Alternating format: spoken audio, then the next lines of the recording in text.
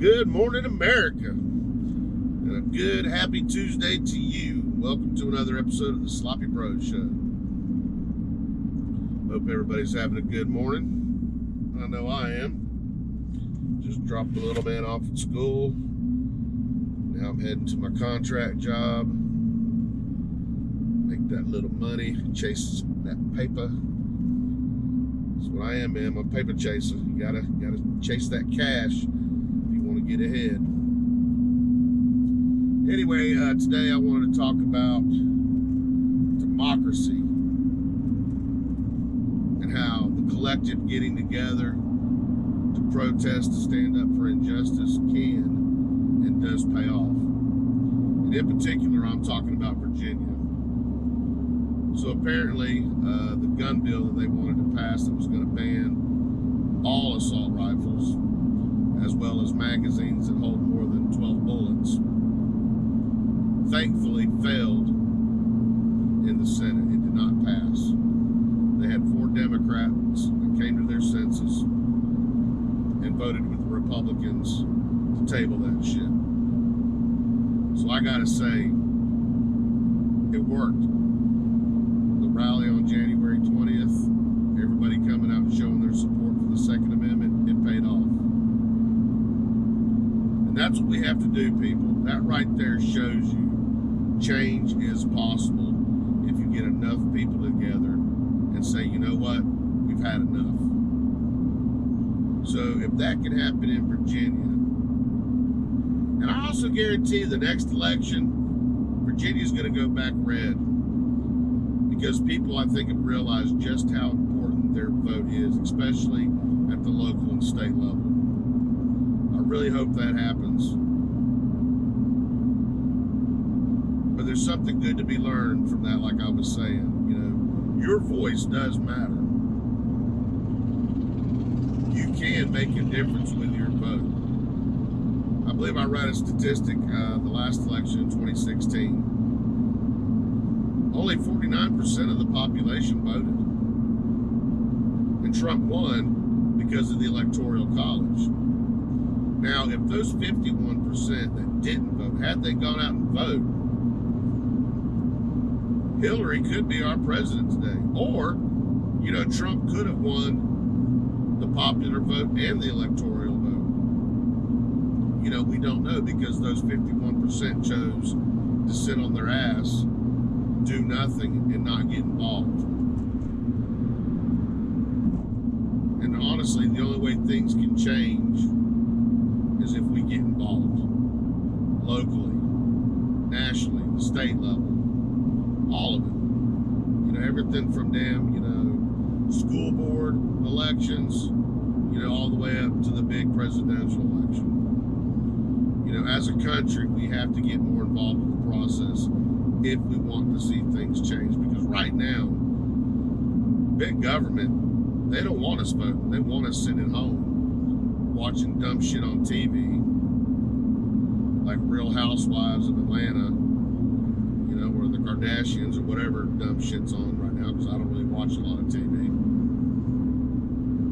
They want you to sit at home and do nothing, so that way they can continue to pass bullshit laws, raise our taxes, tell us what we can and cannot do, take away our liberties and our freedom. So yeah, we got to get out there and vote. And Republicans, conservatives, we got to get out and vote now more than ever, because, you know, the Democrats are really pushing for this damn, you know, socialist agenda, which, you know, blows my mind. Because if you look at Elizabeth Warren, Bernie Sanders, those are the two that I can think of. Oh, it ain't, you know, Pete Buttigieg. These ones that are pushing all this damn socialism, you know, they got to where they are and achieved their wealth through capitalism. Under a socialist government, they wouldn't have shit. And I get the appeal, especially, you know, to you millennials and young people, you know, the group 18 to 35. You know, I think, you know, it sounds good. Hey, they're going to pay for your student loans. You who wouldn't want that? But you know what? The reality is somebody's paying for it. It's coming out of somebody's pocket. Not only that, but it's not fair to those that paid off their student loans. For those parents that saved, for their children's college tuition so that they wouldn't have student loans. It's not fair to those folks. For you to get a free ride just because you don't want to pay your student loans. You don't want to, be responsible, for your damn own investment. I'm sorry that you don't have a job right now, but, did you really think majoring in English, with an English lit degree or, some degree in Sanskrit or gender studies, all that bullshit liberal arts programs, do you think that any of those are really going to land you a job in today's world, in this economy? You need a business degree at the very least, or you need to do a profession like, lawyer, doctor, something that actually matters. Otherwise, I'm sorry you're working at Starbucks, making less than $10 an hour, but you chose that. Not only that, but there's a ton of blue collar jobs out there. Welders, plumbers, electricians, carpenters, roofers, plumbers. I think I might have already said that one. There's all kinds of jobs that, need to be filled that you have to work with your hands. Skilled labor that pay damn good money. As a matter of fact, this country was built by the blue collar working class. Andrew Yang was right. A lot of shit is going to go automation with robots and whatnot. That's going to be mostly the manufacturing section. But people are going to have to need to maintain and repair those robots when they break down. IT's a good field to be in. Networking. All this stuff doesn't require a college degree to get a good job and make money. And hell, if you don't want to do any of that, become an entrepreneur. Find your niche, what makes you happy, what makes you passionate. Find a public need for it and fill that need. But if you do that, you're going to have to bust your ass and, work harder than you would a normal job, probably. Because that's you, that's your investment. And the only way it can work is if you make it work.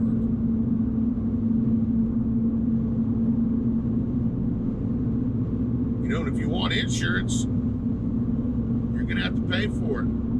Get your own private insurance, especially if you're, doing your own business.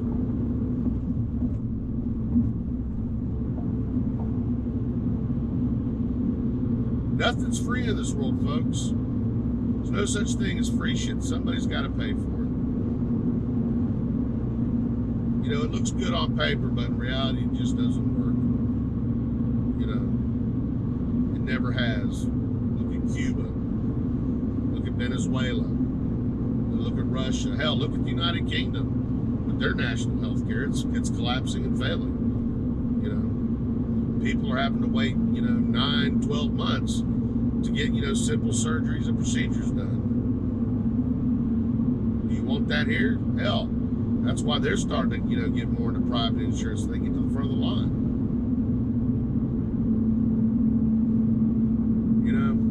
I love this country. I love my fellow citizens, all of them. White, black, brown, purple, green, it don't matter to me. Gay, straight. This is a great country. It's the best. There's a reason why people flock here from the way they do. Because they know here they can achieve and get a better life than where they're currently living. And I'm all for them coming, as long as they do it legally. And if the immigration laws are broken and screwed, then, again, that's where voting comes in. We have to get out there and vote. That is your constitutional right, your God-given right. You know how many countries out there where they can't vote that would love to have the opportunity to go and submit a ballot something they believe in. But yet in this country, we take it for granted. We need to stop. You know, we all need to work together, conservatives and liberals.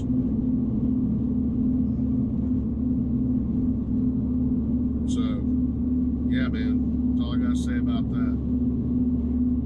The one thing I will address, though, that kind of really pissed me off was this thing with Rush Limbaugh and the comment that he made about Pete Buttigieg.